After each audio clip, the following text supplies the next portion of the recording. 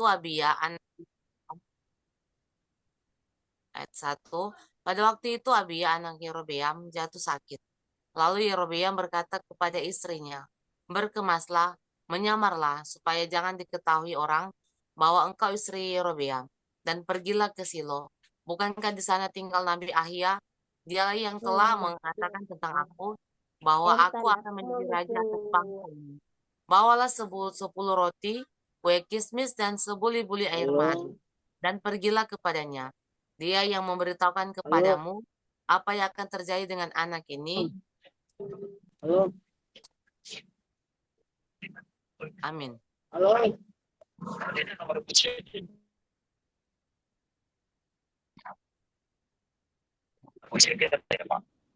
Bu Nur, silahkan.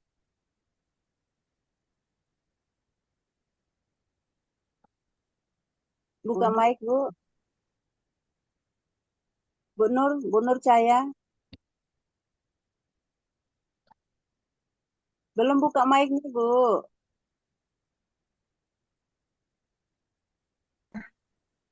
Ya.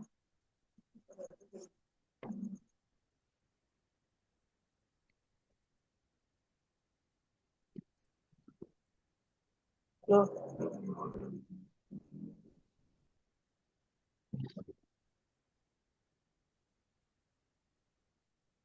Belum buka mic, Bu. Bu Nur Cahaya. Gak ada suaranya. Oh, Nah, sudah. ini udah. Ya, sudah, Bu. Ya. Istri Yerobeam berbuat demikian. Ia berkemas pergi ke Silo dan masuk ke rumah Ahia. Ahia tidak dapat melihat lagi sebab matanya sudah kabur karena ia sudah tua. Ayat 5, tetapi Tuhan telah berfirman kepada Ahia bahwasanya istri Yerobeam datang untuk menanyakan kepadamu perihal anaknya. Sebab anak itu sedang sakit begini harus kau katakan kepadanya. Ketika perempuan itu masuk, berbuatlah ia seolah-olah ia seorang lain. Tetapi segera sesudah Ahia mendengar bunyi langkah perempuan itu, sementara melangkah masuk pintu, berkatalah ia, "Masuklah, hai istri Yerobeam, mengapakah engkau berbuat seolah-olah engkau orang lain?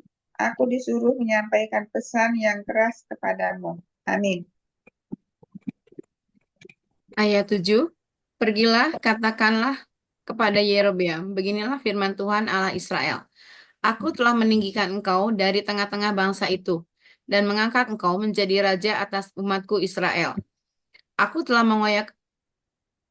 mengoyakkan kerajaan dari keluarga Daud, dan memberikannya kepadamu, tetapi engkau tidak seperti hambaku Daud, yang tetap mentaati segala perintahku dan mengikuti aku dengan segenap hatinya, dan hanya melakukan apa yang benar di mataku.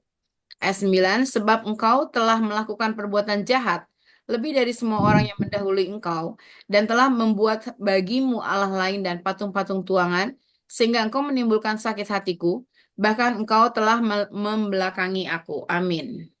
Ayat 10, maka aku akan mendatangkan malapetaka kepada keluarga Yerobeam. Aku akan melenyapkan daripada Yerobeam setiap orang laki-laki, baik yang tinggi maupun yang rendah kedudukannya di Israel. Aku akan menyapu keluarga Yerobeam seperti orang menyapu tahi sampai habis. 11, setiap orang daripada Yerobeam yang mati di kota akan dimakan anjing, dan yang mati di padang akan dimakan burung yang di udara. Sebab Tuhan telah mengatakannya. 12, tetapi bangunlah dan pulang ke rumahmu. Pada saat kakimu melangkah masuk kota, anak itu akan mati. Amin.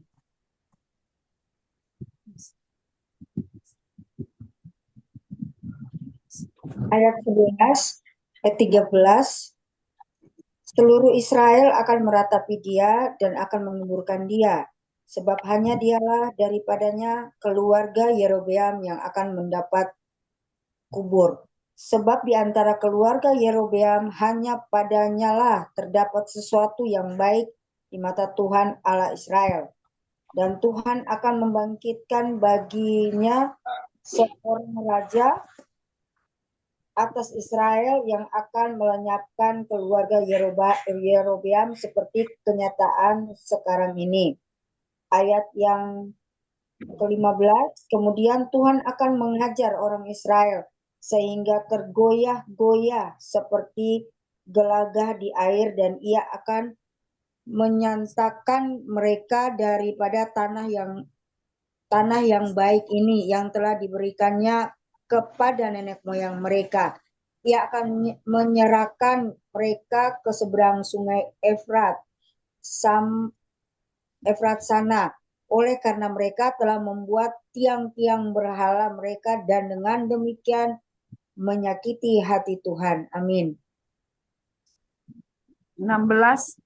Ia akan lepas tangan terhadap orang Israel oleh karena dosa-dosa yang telah dilakukan Yerobeam dan yang mengakibatkan orang Israel berdosa pula. Sesudah itu bangkitlah istri Yerobeam dan pergi. Lalu sampailah ia ke Tirza. Pada saat itu masuk melangkahi ambang pintu rumah. Matilah anak itu. 18. Mereka menguburkannya dan seluruh Israel meratapi dia sesuai dengan firman Tuhan yang diucapkannya dengan perantaran hambanya Nabi Ahia. Amin.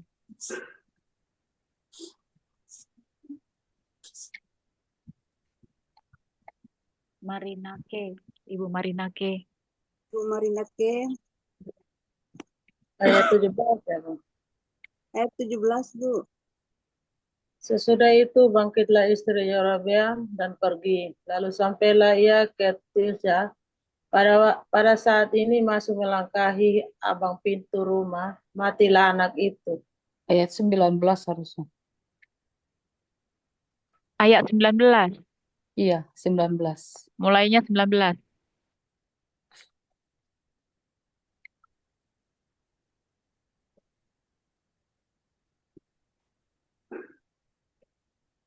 Bu Marina, Iya. bacanya 19. Ayat Oh, 19. Selebihnya sampai selebihnya 21. dari riwayat Yerobeam bagaimana ia berperang dan bagaimana itu tertulis dalam kitab sejarah raja-raja Israel. Lamanya Yerobeam memerintah ada 22 tahun, kemudian ia mendapat perhentian bersama-sama dengan nenek moyangnya, maka anaknya menjadi raja menggantikan dia. Adapun Rehabeam, anak Salomo, ia memerintah di Yehuda. Rehabeam berumur 41 tahun pada waktu ia menjadi raja, dan 17 tahun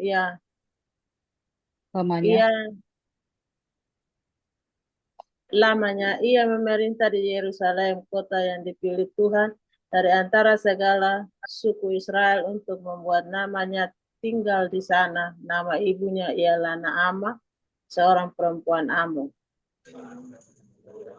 Ayat 22, tetapi orang Yehuda melakukan apa yang jahat di mata Tuhan dan mereka menimbulkan cemburunya dengan dosa yang diperbuat mereka, lebih daripada segala yang dilakukan nenek moyang mereka. 23, sebab mereka pun juga mendirikan tempat-tempat pengorbanan dan tugu-tugu berhala dan tiang-tiang berhala di atas setiap bukit yang tinggi dan di bawah setiap pohon yang rimbun. 24, bahkan ada pelacuran bakti di negeri itu, meski berlaku sesuai dengan segala perbuatan keji bangsa-bangsa yang telah halau Tuhan dari orang Israel. Amin. Tetapi pada tahun kelima zaman Raja Rehabeam, majulah Sisa, Raja Mesir, menyerang Yerusalem. 26, ia merampas barang-barang perbendaharaan rumah Tuhan dan barang-barang perbendaharaan rumah raja. Semuanya dirampas ya. Ia merampas juga segala perisai emas dan dibuat Salomo. 27, sebagai gantinya Raja Rehabeam membuat perisai-perisai tembaga yang dipercayakannya kepada pemimpin-pemimpin bentara yang menjaga pintu istana raja. Amin. 28, setiap kali raja masuk ke rumah Tuhan, bentara-bentara membawa masuk perisai-perisai itu, dan mereka pula yang mengembalikannya ke kamar jaga para bentara. 29, selebihnya dari riwayat Rehabeam dan segala yang dilakukannya, bukankah semuanya itu tertulis dalam kitab sejarah Raja-Raja Yehuda? 30. Dan terus-menerus perang ada antara Rehabeam dan Yerobeam. Amin.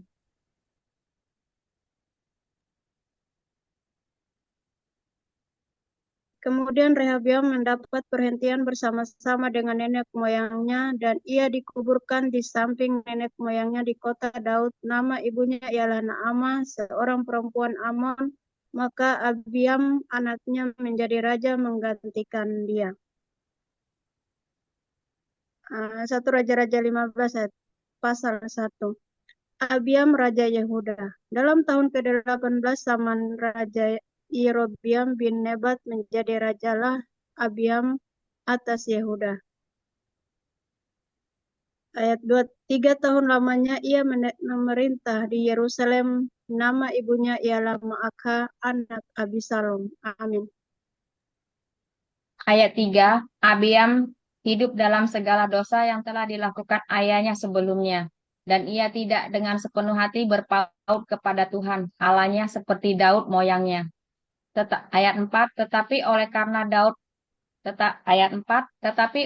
Daud, maka Tuhan Allahnya memberikan keturunan kepadanya di Yerusalem dengan mengangkat anaknya, menggantikan dia, dan dengan membiarkan Yerusalem berdiri.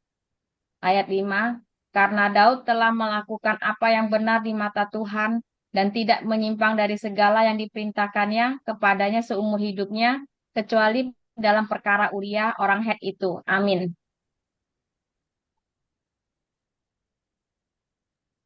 Ayat 6. Dan ada perang antara Rehabeam dan Yerobeam seumur hidupnya. 7. Selebihnya dari riwayat Abiam dan segala yang dilakukannya, bukankah semuanya itu tertulis dalam kitab sejarah Raja-Raja Yehuda? Dan ada perang antara Abiam dan Yerobeam. 8. Kemudian Abiam mendapat perhentian bersama-sama dengan nenek moyangnya, dan ia dikuburkan di kota Daud. Maka Asa, anaknya, menjadi raja menggantikan dia. Amin. Dalam tahun ke-20 zaman Yerobeam, Raja Israel, Asa menjadi raja atas Yehuda. 41 tahun lamanya, ia memerintah di Yerusalem. Nama neneknya yang perempuan ialah Maakah, anak Abisalom. Ayat 11, Asa melakukan apa yang benar di mata Tuhan seperti Daud, bapa leluhurnya. Amin. Ayat 12, ia menyingkirkan pelacuran bakti dari negara itu dan menjauhkan segala berhala yang dibuat oleh nenek moyangnya. 13, bahkan ia memecat Maakah, neneknya, dari pangkat ibu suri, karena neneknya itu membuat patung Asyerah yang keji. Asa merobohkan patung yang keji itu dan membakarnya di lembah Kidron. 14, sekalipun bukit-bukit pengorbanan tidak dijauhkan, namun Asa berpaut kepada Tuhan dengan segenap hatinya sepanjang umurnya. Amin. Ayat 15, ia membawa persembahan kudus ayahnya dan persembahan kudusnya sendiri ke rumah Tuhan, yakni emas dan perak serta barang-barang lain.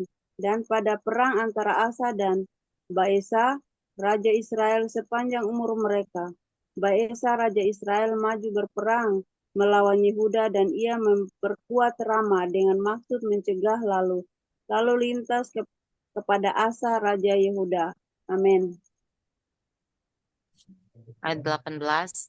Tetapi Asa mengambil segala emas dan perak yang masih tinggal dalam perbendaharaan rumah Tuhan dan dalam perbendaharaan rumah raja dan menyerahkannya kepada pegawainya. Kemudian Raja Asa mengutus mereka kepada Ben-Hadad bin Tabrimon bin Hezion, Raja Aram yang diam di Damsyik, dengan membawa pesan, ada perjanjian antara aku dan engkau, antara ayahku dan ayahmu. Di sini kukirim kepadamu suatu bingkisan, yakni emas dan perak. Marilah, batalkanlah perjanjianmu dengan Baesa, Raja Israel, supaya ia undur daripadaku. Lalu Ben-Hadad mendengarkan permintaan Raja Asa. Ia menyuruh panglima-panglimanya menyerang kota-kota Israel, dan ia mengalahkan Iyon dan Abel Bet, Ma'aka, dan seluruh Kinerot, serta seluruh tanah Naftali. Amin.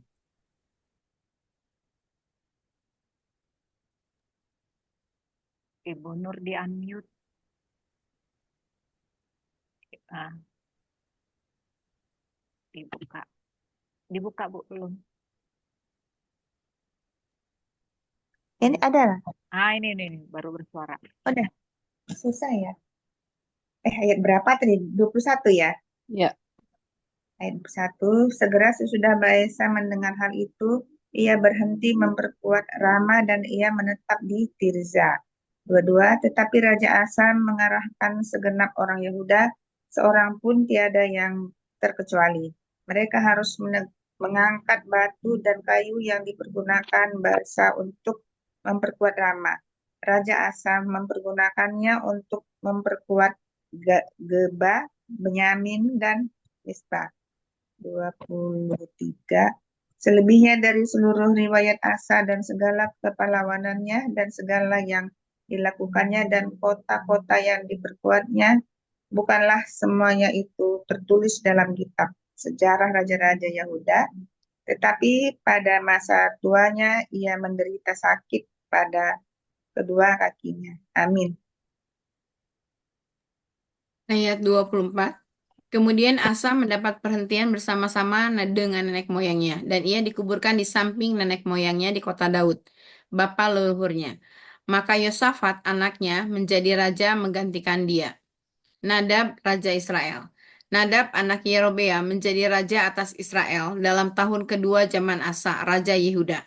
Ia memerintah atas Israel 2 tahun lamanya. 26.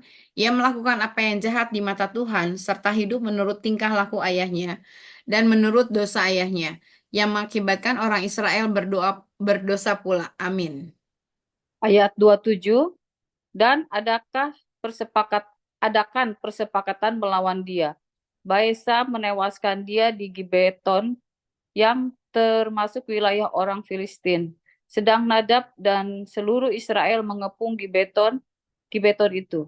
28, Baesa membunuh dia dalam tahun ketiga zaman Asa, Raja Yehuda, dan menjadi raja menggantikan dia. 29, segera sesudah ia menjadi raja, ia membunuh seluruh keluarga Yerobeam. Tidak ada yang bernafas yang ditinggalkannya hidup daripada Yerobeam, sampai dipunahkannya semuanya, sesuai dengan firman Tuhan yang diucapkannya dengan perantaraan hambanya Ahia, orang Silo itu. Amin. Ayat 30, oleh karena dosa-dosa yang telah dilakukan Yerobeam, yang mengakibatkan orang Israel berdosa pula, oleh sebab sakit hati yang ditimbulkannya pada Tuhan Allah Israel. Ayat 31, selebihnya dari riwayat Nadab dan segala yang dilakukannya, bukankah semuanya itu tertulis dalam kitab sejarah Raja-Raja Israel? 32, dan ada perang antara Asa dan Baesa Raja Israel sepanjang umur mereka. Amin.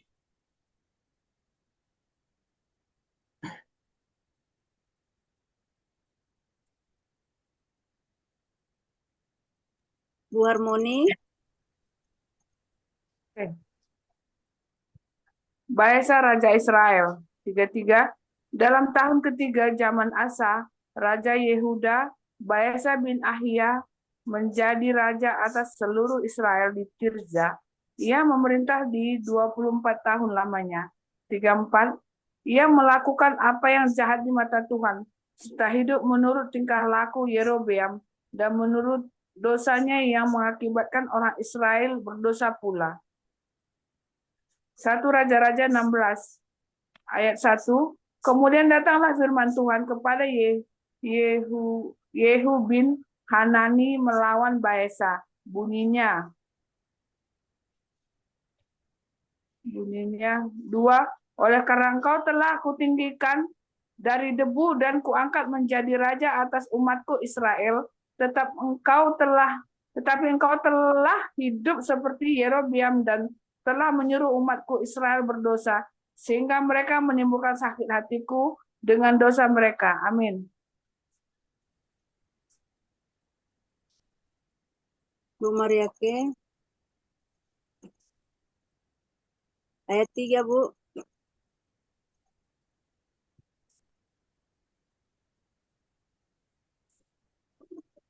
Hidupin.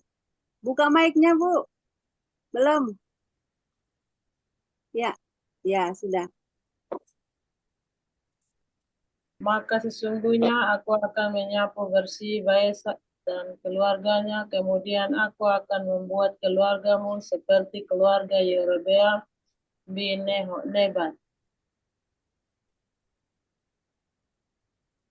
Siapa yang mati daripada Baesa di kota akan dimakan anjing, dan yang mati daripadanya di padang akan dimakan burung yang di udara.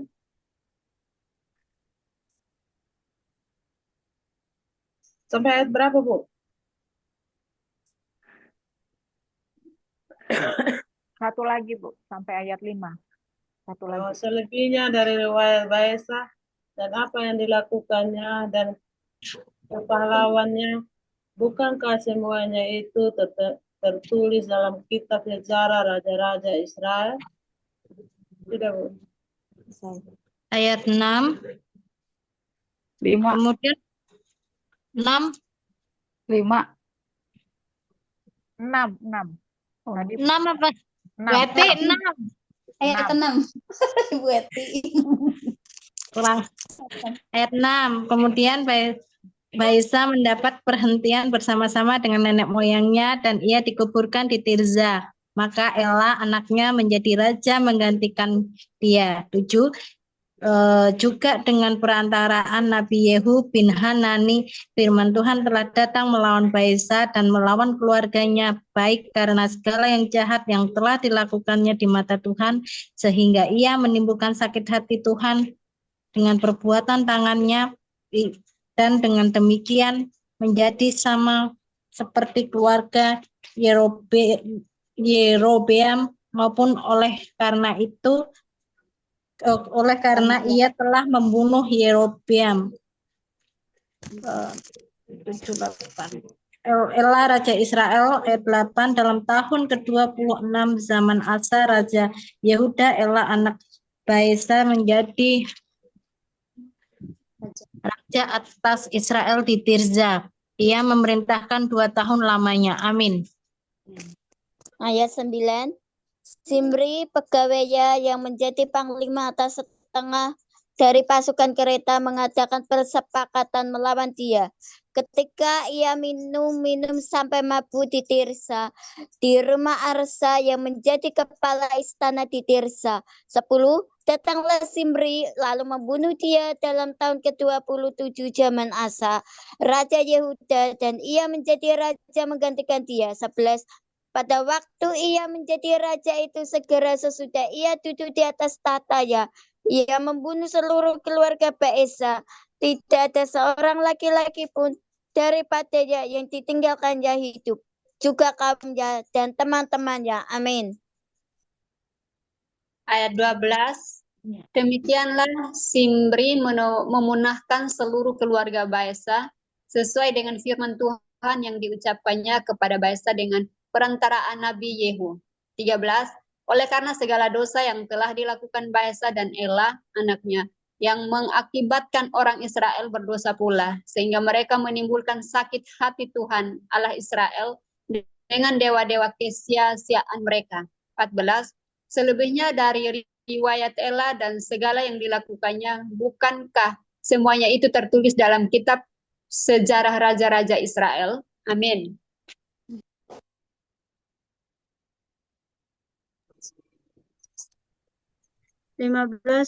Simri Raja Israel. Dalam tahun ke-27 zaman Asa Raja Yehuda, Simri menjadi raja. Ia memerintah 7 hari lamanya di Tirsa, sedang rakyat berkemah mengepung Gibeton yang termasuk wilayah orang Palestina. 16. Setelah rakyat yang berkemah itu mendengar orang mengatakan, Simri telah mengadakan persepakatan dan ia pun telah membunuh raja, maka pada hari itu juga di tempat perkemahan seluruh Israel menobatkan Omri panglima tentara menjadi raja atas Israel. 17. Kemudian Omri dengan 10 Israel maju dari Gibeton dan mereka mengepung Tirsa. Amin. Ayat 18, segera sesudah Zimri melihat bahwa kota itu telah direbut, masuklah ia ke dalam puri istana raja, lalu membakar istana raja itu, sedang ia sendiri ada di dalamnya, dan ia mati. Ayat 19, oleh karena dosa-dosa yang telah dilakukannya dengan melakukan apa yang jahat di mata Tuhan, serta hidup menurut tingkah laku Yerobiam, dan menurut dosa Yerobiam yang mengakibatkan orang Israel berdosa pula. Ayat 20, dan ayat 20 selebihnya dari riwayat Zimri dan persepakatan yang diadakannya, bukankah semuanya itu tertulis dalam kitab sejarah raja-raja Israel? Amin. Omri Raja Israel 21. Pada waktu itu bangsa Israel terbagi dua. Sebagian dari bangsa itu mengikuti Tibni bin Ginat dan bermaksud mengangkat dia menjadi raja, dan sebagian lagi mengikuti Omri. Dua-dua. Tetapi rakyat yang mengikuti Omri lebih kuat daripada rakyat yang mengikuti Tibni bin Ginat. Sesudah Tibni mati, maka Omri menjadi raja. 23. Dalam tahun ke-31 zaman Asa, Raja Yehuda, Omri menjadi raja atas Israel, dan ia memerintah 12 tahun lamanya. Di Tirza ia memerintah 6 tahun lamanya. Amin. Bu Elizabeth. Ayat 24, kemudian ia membeli gunung Samaria daripada Semar dengan 2 talenta perak. Ia mendirikan suatu gunung di suatu kota di gunung itu dan menamainya Samaria, menurut nama Semar, pemilik gunung itu. 25, Omri melakukan apa yang jahat di mata Tuhan, dan ia melakukan kejahatan lebih daripada segala orang yang mendahulunya. 26, ia hidup menurut segala tingkah laku Yerobeam bin Nebat, dan menurut dosa Yerobeam yang mengakibatkan orang Israel berdosa pula, sehingga mereka menimbulkan sakit hati Tuhan Allah Israel dengan dewa-dewa kesia-siaan mereka. Ayat 27, selebihnya dari riwayat Omri, apa yang dilakukannya dan kepahlawanannya, bukankah semuanya itu tertulis dalam kitab sejarah raja-raja Israel? Kemudian Omri mendapat perhentian bersama-sama dengan nenek moyangnya, dan ia dikuburkan di Samaria. Maka Ahab anaknya menjadi raja menggantikan dia. Ahab menyembah Baal. 29. Ahab anak Omri menjadi raja atas Israel dalam tahun ke-38 zaman Asa, Raja Yehuda. Dan Ahab bin Omri memerintah 22 tahun lamanya atas Israel di Samaria. Amin. Ayat 30, Ahab bin Omri melakukan apa yang jahat di mata Tuhan, lebih daripada semua orang yang mendahuluinya. Seakan-akan belum cukup ia hidup dalam dosa-dosa Yerobeam bin Nebat, maka ia mengambil pula Isabel, anak Baal, raja orang Sidon, menjadi istrinya, sehingga ia pergi beribadah kepada Baal dan sujud menyembah kepadanya. Kemudian ia membuat mezbah untuk Baal itu di kuil Baal yang didirikannya di Samaria. Sebab itu Ahab membuat patung Asyera, dan Ahab melanjutkan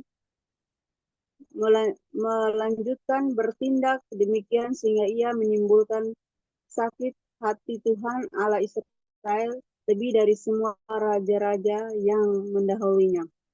Amin.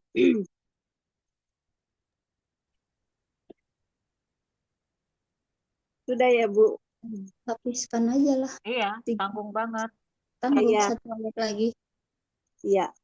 Ayat 34. Pada zamannya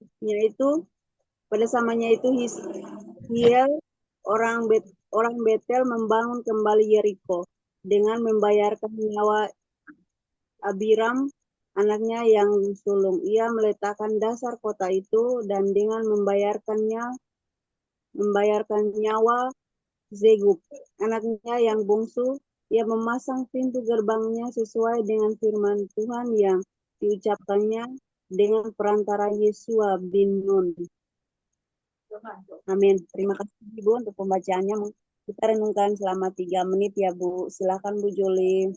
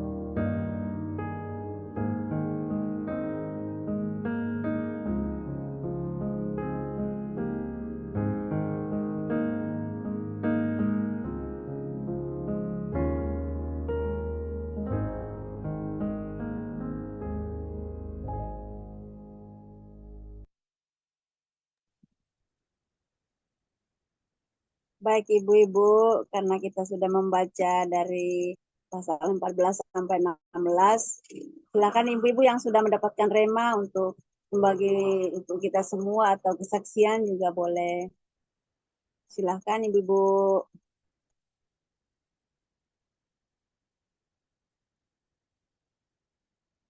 Yang mau membagi Bu Dede, Bu Dewi, Bu Juli. Baik, saya dulu ya. Bu Putih. Nanti ya. Menarik ya menurut saya 14, 15, 16 di sini ya mengenai bagaimana setelah Salomo itu terjadi apa namanya kemerosotan, lalu peperangan, lalu penyembahan berhala. Tetapi yang mau saya bahas itu mengenai Rema itu adalah terkait dengan Rehabeam, jadi anaknya Salomo ya. Jadi di di 1 Raja-Raja 14 ayat eh, ayat 21 gitu ya, ayat 21 dan hal-hal yang dia lakukan di bawah mengenai eh, penyembahan berhala ya. Jadi saya melihat jadi ini ya, jadi 1 Raja-Raja 14 ayat 21 dan seterusnya. Jadi ini saya baca 21 sampai seterusnya, saya melihat bahwa di zaman Rehabeam ini, jadi Rehabeam ini kan anak Salomo dan kita sudah membaca di pasal sebelumnya ya. Saya melihat terjadi kemerosotan yang luar biasa eh, mengenai Yehuda. Jadi kan di sini kita melihat bagaimana di zaman anaknya di zaman anaknya Salomo ini satu penyembahan berhala ya. Penyembahan berhala itu kita lihat di 23. Jadi 23 sebab mereka pun juga mendirikan tempat-tempat pengorbanan dan tugu-tugu berhala dan tiang-tiang berhala di atas setiap bukit. Lalu juga ada muncul pelacuran, ada pelacuran dan yang paling eh, mengenaskan lagi adalah terjadinya perampasan ya. Jadi Mesir, nah ini, jadi Raja Mesir itu menyerang Israel, tetapi dia merampasnya itu merampas perisai emas yang dibuat Salomo. Nah, tetapi diganti oleh Rehabeam itu dengan perisai dari tembaga gitu ya. Jadi kita bisa lihat bagaimana eh, rasa penghormatan Rehabeam terhadap Allah Israel itu tidak sama dengan bapaknya. Dan saya melihat bahwa si Rehabeam ini kehancurannya ini juga itu karena dia lebih mendengarkan nasihat-nasihat teman-teman yang sebayanya ya kita sudah baca di pasal 12. Di situ bagaimana akhirnya kerajaan ini menjadi pecah di tangan Rehabeam karena dia mengindahkan nasihat daripada senior-senior tetapi lebih mendengarkan nasihat daripada apa namanya orang-orang yang sebayanya ya sehingga itu membuat kejatuhan juga di tangan Israel ditambah dengan apa namanya mendapat pengaruh buruk dari ibunya di sini kita sudah baca ibunya yaitu si Naamah seperti itu. Nah, jadi ketika saya membaca ini itu satu pembelajaran ya untuk saya bahwa kita itu harus hati-hati juga gitu ya. Kadang-kadang perbuatan kita itu kadang-kadang sering juga dipengaruhi oleh baik pasangan kita, oleh orang tua kita, atau juga kawan gitu ya. Sama dengan Rehabeam ini kan. Jadi dia mendengarkan nasihat teman-temannya dan mendapat pengaruh dari ibunya. Nah, akibatnya ini kemerosotan ini terjadi gitu. Jadi eh, kita juga begitu ya. Kadang-kadang karena kita merasa dekat dengan seseorang, kita itu tidak pakai hikmah gitu loh untuk membuat satu keputusan. Jadi seringkali kita eh, kurang menyaring nasihat dari orang-orang terdekat kita gitu. Jadi kita tidak mengkritisi ya nasihat-nasihat mereka karena mereka adalah orang yang dekat dengan kita. Nah, kita tidak menyadari kadang-kadang nasihat itu apakah mempunyai pengaruh yang buruk atau tidak. Nah, jadi dalam hal ini biarpun kita dekat dengan seseorang dan seseorang itu memberikan satu nasihat, kita pun tetap harus minta tuntunan Tuhan gitu ya. Jangan serta-merta mengamini dan mengiyakan dan ternyata kita tidak menyadari bahwa keputusan yang kita tidak bawa di dalam doa dan tidak minta juga hikmat dari Tuhan itu bisa berakibat fatal seperti halnya si Rehabeam ini seperti itu. Jadi kemerosotan yang terjadi ya, kerajaan yang pecah ya. Ini kan Yehuda dan Israel gitu ya. Lalu penyembahan berhala dan banyak hal yang dia lakukan itu akibat itu tadi pertimbangan-pertimbangan dan masukan-masukan dari orang-orang terdekatnya yang menurut dia lebih percaya dan tidak mengindahkan ya sebelumnya di pasal 12 itu nasihat para nabi-nabi yang sebelumnya. Itu aja Bu Mensi, terima kasih. Ya, terima kasih Bu Juli. Ya, betul Bu. Ya, harus kita juga harus belajar dari pengalaman itu ya. Jadi kalau walaupun teman kita ada, mungkin karena dia memberikan kita nasihat, kita juga harus tanya Tuhan dulu, biar Tuhan bisa menuntun kita ya. Benar sekali Bu Joli, terima kasih.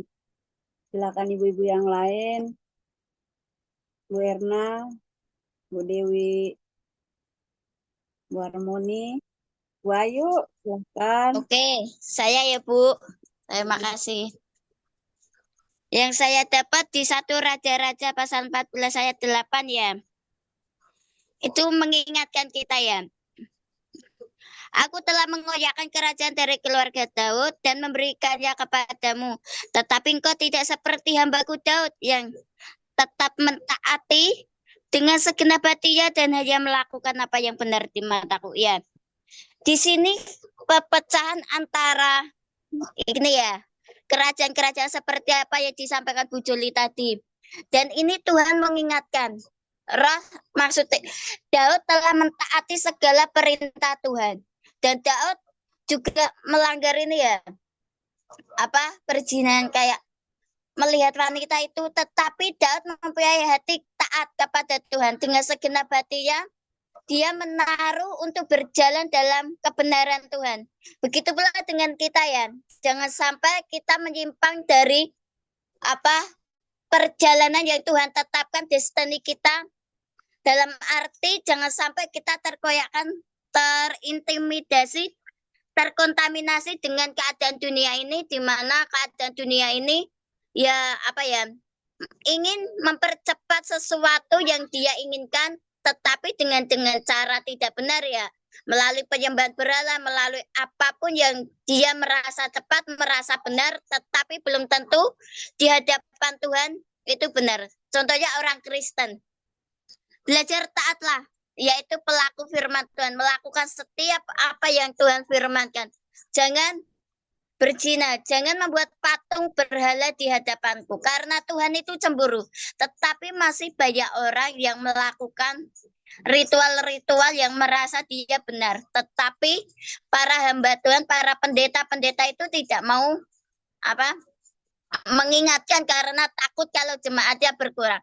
Jadi kita yang sudah hidup dalam kebenaran firman Tuhan, yang sudah membaca firman Tuhan dari awal hingga akhir wahyu, gimana respon hati kita, bagaimana kita melakukan firman itu, apakah kita melanggar atau kita masih taat dengan firman yang kita baca setiap hari. Jangan sampai kita berpecah ya, melalui ya kayak tim kita di pendoa baca Alkitab ini. Jangan sampai kita terkontaminasi. Pasti nanti ada penyaringan di mana orang yang benar-benar unity dan tidak, itu Tuhan akan seleksi ya, di mana yang kuat dan mana yang tidak. Tuhan akan melihat dari karakter dan buaya. Jadi kita belajar dari Daud, di mana kita harus taat kepada Daud, melakukan apa yang Tuhan senangi, sehingga Tuhan mengoyakkan kerajaan, sehingga kita menjadi keturunan Abraham, Ishak, dan Yakub. Itu janji-janji Tuhan akan tergenapi kepada kita. Ya, secara daging susah ya, secara daging berat, tetapi itu adalah proses. Di mana proses kita menghadapinya, respon hati kita, bagaimana mengucap syukur, menggerutu, tetapi Tuhan taatlah, setia, selalu taat setia sampai akhir, menutup mata kita, mengiring Tuhan sampai menutup mata. Itu Bu mensi yang saya dapat. Terima kasih. Shalom. Amin. Ya, mantap Bu Ayu. Terima kasih Bu Ayu. Ya, silakan ibu-ibu yang lain. Saya Kamensi, tapi saya off cam ya. Baik Bu. Ini Ida. Ya, silakan Eka Ida. Ini saya dapat menyambung dari Kak Joli, Bu Rahayu barusan, terus nyambung ke kemarin ya, pembacaan kita kemarin. Sebenarnya kemarin saya mau sampaikan, cuman karena ada gangguan sedikit, jadi saya tunda aja lah besok. Kemarin ini sama hari ini kayak sepertinya nyambung dengan yang sudah disampaikan, bahwa saya lihat dari kisahnya Yerobeam ini, dia sepertinya memanipulasi keadaan ya untuk sebuah kepentingan pribadi. Jadi dia mengabaikan janji Allah. Janji Allah apa? Dia takut dan khawatir akan kehilangan kerajaannya, dia akan kehilangan kekuasaannya. Jadi dia takut dan dia membuat dua tempat penyembahan. Dia takutnya nanti dia mulai menimbang-nimbang, takutnya nanti kalau bangsa Israel kembali ke sana nanti menyembah Allah yang Allah mereka lagi, jadi melupakan dia. Dan akhirnya kan dia mulai menimbang-nimbang dan khawatir, dan itu yang menjadi satu alasan bahwa Tuhan memberi ganjaran kepada Yerobeam itu. Itu aja sih, bahwa dalam segala sesuatu itu kita tidak boleh khawatir ya. Kalau saya menarik ke diri kita sendiri, kita harus tetap percaya kepada kehendak Allah. Kita harus tetap percaya pada janji Tuhan, bahwa Tuhan kan sudah berjanji bahwa Yerobeam tidak akan turun tahta, tidak akan. Tetapi karena Yerobeam tidak taat dan tidak setia kepada Allah, akhirnya kan semua yang sudah Yerobeam lakukan itu semua sia-sia. Karena itu dia mulai menimbang-nimbang, mulai khawatir, dan akhirnya semua itu tidak diperkenankan oleh Allah. Itu aja sih Kak Mensi, terima kasih. Iya, terima kasih. Dan untuk remanya, ya kita juga harus belajar dari pengalaman Salomo, Yerobeamnya juga ya. Kita harus benar-benar turut patuh kepada Tuhan ya, benar. Terima kasih ya, Aida. Silakan Ibu Marina, Marina Kamagi, Kak Sofi, Ibu Nace, Saya coba Bu Mensi. Silakan Bu De. Ya, saya ngelihat di sini kan ada dua nama raja yang terkenal ya, Yerobeam dan Rehabeam. Tapi mereka bukan dari satu ayah yang sama. Saya mau, kalau tadi Bu Joli kan Rehabeam, saya mau menyikapi tentang Yerobeamnya gitu kan. Di sini Yerobeam itu anak Abia gitu kan. Jadi anak Abia Raja Israel. Dia itu yang saya catat, dia membuat sakit hati Allah gitu. Sampai saya berpikir, kok bisa ya manusia bikin sakit hati Allah. Yerobeam itu kan ciptaan, sementara Allah itu adalah sang pencipta. Tapi dengan perilakunya dia bisa membuat sakit hati Allah. Nah, ketika Allah menjadi sakit hati, ada hal yang Tuhan akhirnya lakukan.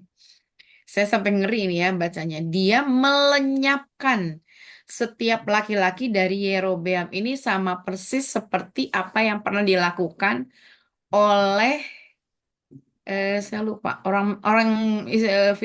Firaun ya, Raja Firaun melenyapkan anak laki-laki dari orang Israel.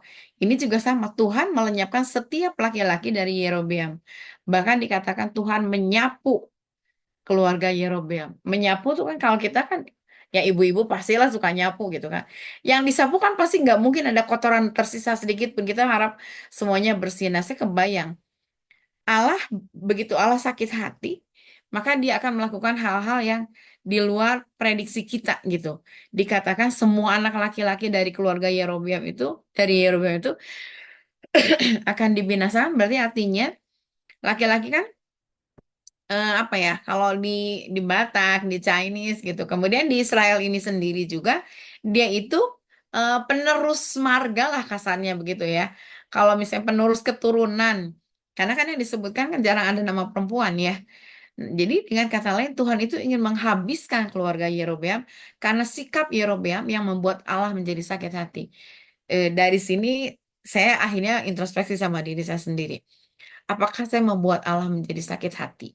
Ataukah justru saya sudah menyenangkan hati Tuhan? Saya flashback kepada apa yang sudah Tuhan lakukan ke dalam hidup saya. Kalau memang misalnya kita membuat Allah sukacita, ya berarti Tuhan akan memberikan segala sesuatu. Tanpa kita minta, Tuhan akan memberikan segala sesuatu. Karena Allah menyukai kita dan Allah mengasihi kita. Tapi kalau kita membuat Allah sakit hati, Allah akan melenyapkan segala sesuatu, mengambil segala sesuatu. Karena intinya, ya Allah juga kan punya perasaan gitu ya. Allah juga punya keinginan, dia ingin kitanya juga akhirnya menjadi orang yang bisa menyukakan hati Tuhan. Jangan sampai terjadi seperti yang Yerobeam ini lakukan.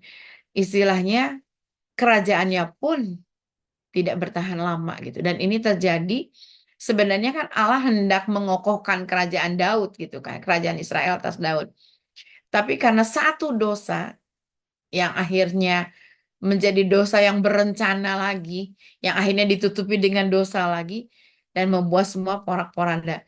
Saya berpikirnya gini ya, ketika kita menjadi orang yang benar, maka diberkatilah anak cucu kita, gitu kan, ada lagunya kan. Nah, kalau misal kita tidak benar, maka bukan diberkati anak cucu kita, tapi justru dihapuskan, dilenyapkan, disapu bersih. Ini luar biasa. Ini teguran buat saya khususnya. Dan ini juga menjadi satu ingat-ingatan bahwa kita memang harus hidup bukan membuat Allah menjadi sakit hati dengan sikap kita gitu. Mungkin kadang-kadang kita berpikir kayaknya nggak salah gitu, sedikit kayaknya salah. Tapi ketika kita tidak benar, tidak pada posisi yang tepat, itu dari 0,00001 kalau kita tarik garis, lama-lama akan melencengnya jauh. Meskipun mungkin itu butuh proses, butuh waktu. Tapi ketika kita tidak lurus di hadapan Tuhan, hati kita tidak bersih, tidak murni di hadapan Tuhan, lama-lama akan melencengnya jauh. Dan ketika kita sadar sudah jauh dari Tuhan dan Tuhan udah sakit hati, ya udah gitu. Ya mungkin ya kita harusnya berbalik bertobat sama Tuhan. Tapi kalau memang itu dilakukan dan kadang-kadang kan kalau misalnya keinginan daging itu suka ingin sesuatu yang mengenakan daging. Ini harus waspada. Ini bagi saya waspada gitu. Karena ada satu hal yang luar biasa jadi rema buat saya. Ketika kita menyukakan hati Tuhan, Tuhan akan berikan semuanya, semuanya tanpa kita minta. Tapi ketika kita membuat sakit hati Tuhan, maka Tuhan akan menyapu bersih. Itu aja sih mungkin Bu Menci. Makasih. Ya, makasih Bu De. Wow, luar biasa. Memang benar ya Bu ya. Kita sebenarnya dicipta. Tapi kenapa kita yang menyakiti hati Tuhan ya? Karena kedagingan kita yang kuat ya Bu. Lalu memang benar juga ya timbal balik Bu. Ketika kita mengikuti apa yang Tuhan mau. Seperti Salomo kan sampai dikasih hikmat, apa kekayaan apa semuanya itu karena Tuhan sangat mengasihi ya Bu ya. Sama kita juga seperti ketika kita diam di kaki Tuhan, kita mengikuti apa yang Tuhan mau, apa menyenangkan hati Tuhan, Tuhan juga akan memberkati kita karena dia Tuhan yang adil ya Bu ya. Dia selalu memberikan apa yang kita lakukan yang baik di hadapannya dia gitu.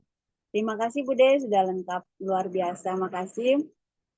Silakan Ibu-ibu, Bu Ceti, Bu Elizabeth, Kak Erna, Bu Eti. Silahkan Bandung. Bagaimana kabar Bu? Silakan Ibu Marinake, Bu Nur, Bu Sandra, Ance, silahkan Bu Ling. Silahkan ibu-ibu yang membagi rema buat kita. Kak Dewi. Bu Jeti masih di perjalanan ya Bu, hati-hati Bu. Bu Eti sudah senyum-senyum berarti sudah mempersiapkan loh untuk membagi rema. Silahkan Bu, kami mau mendengar.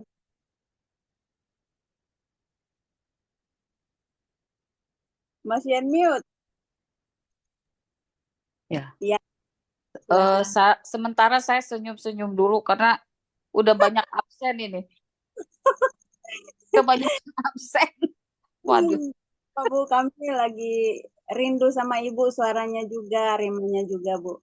Silahkan. Oke. Saya senang hari ini ada Ibu Erna juga ini. Halo. Aduh, tutup kamera. Ibu Sandra, tutup kamera. Bagaimana? Solo, puji Tuhan. Semangat. Buka kamera, oke. Lanjutkan, Bu. Terima kasih, Ibu. Iya, baik Ibu-ibu. Terima kasih untuk semua kesaksian dan remanya untuk memperlengkapi kita dan menguatkan kita satu sama lain ya, Bu. Mungkin kalau tidak ada yang mau memberi rema atau kesaksian lagi, kita tutup ya.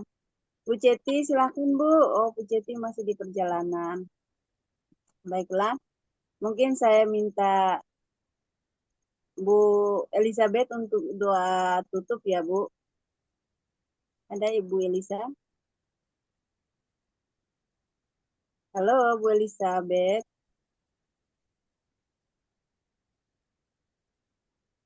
Lagi di jalan. Di jalan.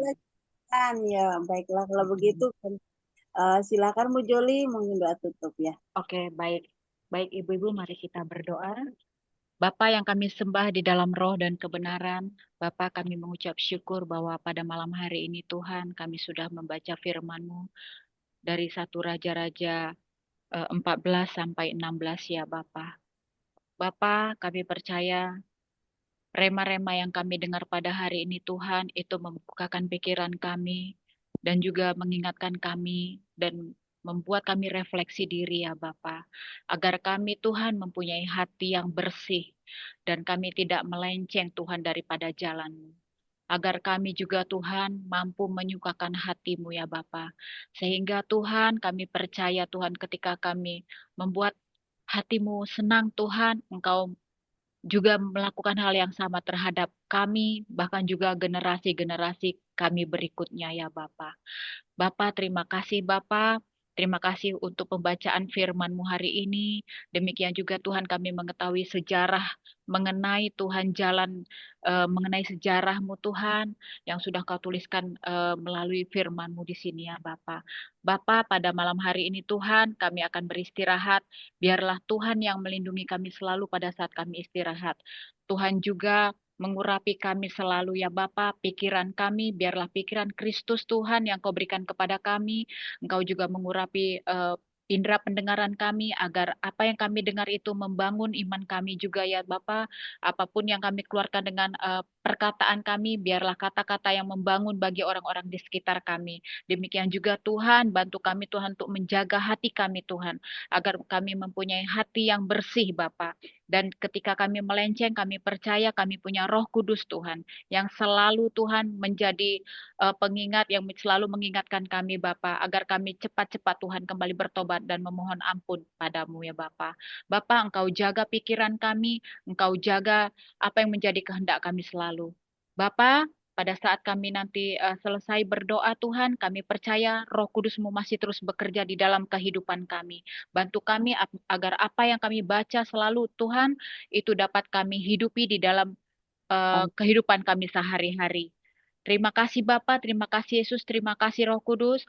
Biarlah Tuhan, Engkau adalah Allah penjaga kami, Engkau adalah Allah yang menaungi kami, di sebelah tangan kami. Matahari tidak akan pernah menyakiti kami pada waktu siang atau bulan pada waktu malam.